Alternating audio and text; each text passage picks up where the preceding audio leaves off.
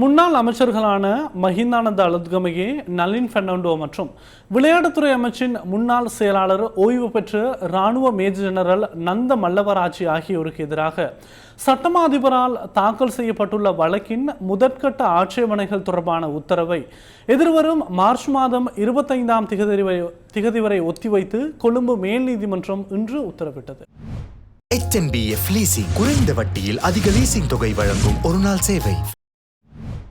வழக்கு மேல் நீதிமன்ற நீதிபதி புத்திக ஸ்ரீ ராகல முன்னிலையில் விசாரணைக்கு எடுத்துக் கொள்ளப்பட்ட போது பிரதிவாதிகளான மஹிந்தான அலுத்கமகே மற்றும் நளின் பெர்னாண்டோ ஆகியோர் சிறைச்சாலை அதிகாரிகளினால் மன்றில் ஆஜர்படுத்தப்பட்டிருந்தனர்.